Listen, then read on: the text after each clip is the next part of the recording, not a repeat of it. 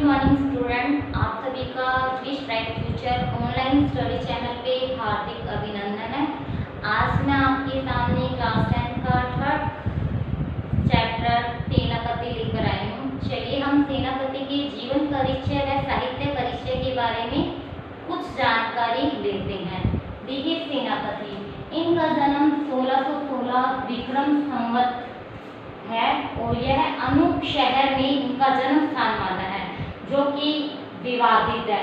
बहुत से जो विद्वान हैं वह यह मानते हैं कि यह अनूप शहर में जन्मे हैं और कुछ कहते हैं कि नहीं जन्मे, तो ये विवादित है। इन्होंने स्वयं कहा है गंगा तीर बसते अनूप। यहाँ पर ये जो अनूप शब्द है यही अनूप शहर से लिया गया है, जो कि बुलंद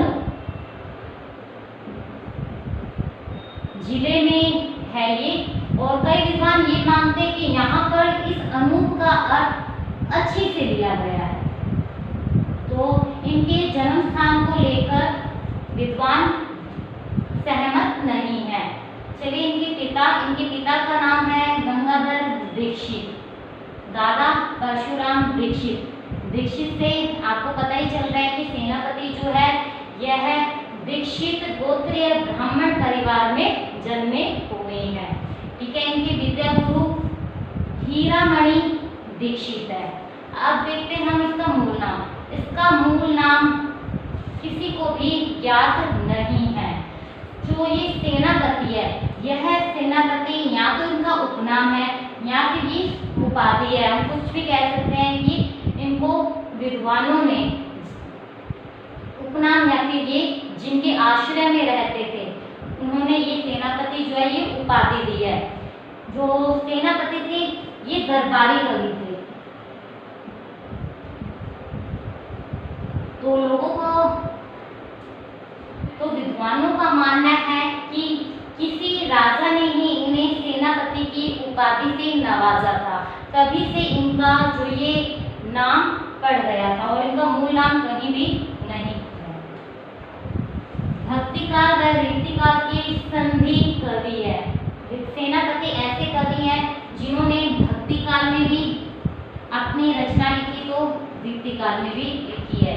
ठीक है, भक्तिकाल में हम कह सकते हैं ये राम भक्त कवि, कहीं कहीं आपको कृष्ण भक्त कवि भी मिलेगा, लेकिन इन्होंने स्वयं ही राम भक्त कवि माना है स्वयं को। ठीक है, और रीतिकाल के अंदर ये रीतिबद्ध कवि हैं।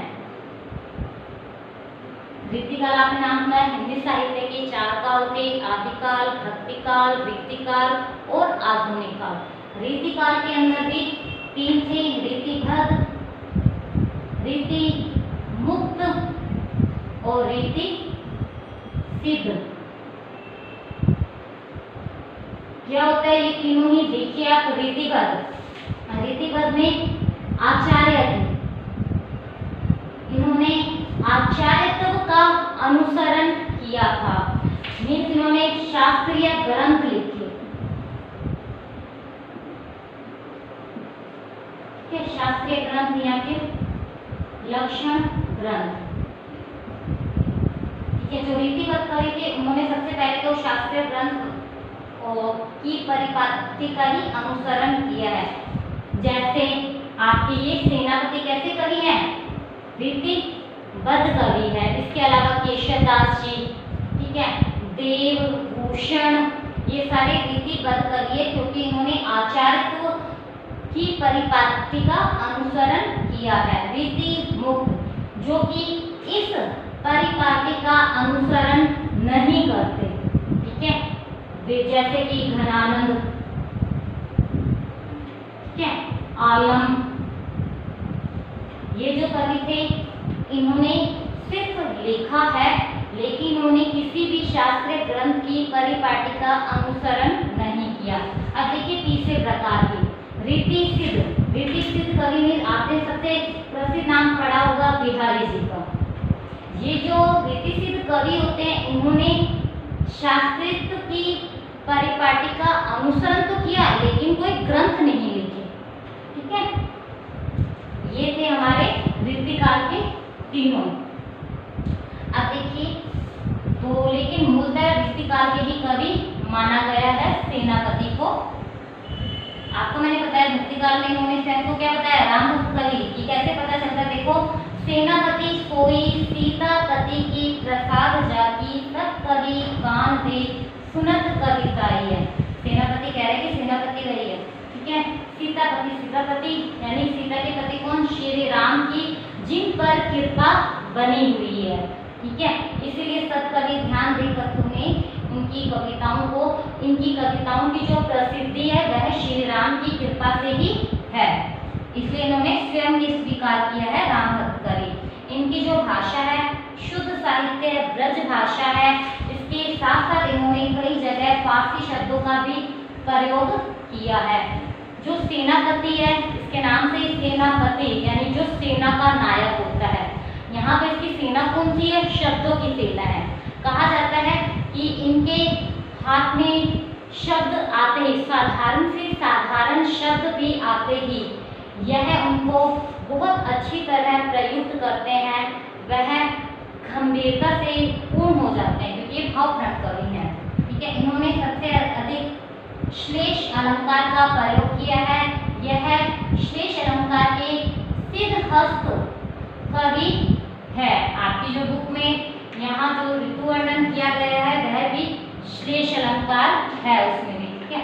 अब देखिए, जो सेनापति थे प्रकृति चेतना के कवि थे। इन्होंने प्रकृति को आलम्बन रूप में लिया। ज्यादातर कवि ने प्रकृति को उद्दीपन रूप में लिया है, लेकिन इन्होंने प्रकृति का आलम्बन रूप का वर्णन किया है। यह प्रकृति के सूक्ष्म से सूक्ष्म चीजों को भी बड़ी बारीकी से देखते थे, उनका इतना अच्छा वर्णन किया है इन्होंने।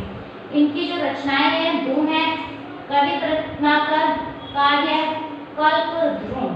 काव्य कल्पद्रुम कहा जाता है कि ये एक इनका शास्त्रीय ग्रंथ है, लेकिन यह क्या है, अप्राप्य, यह प्राप्त नहीं हुआ है।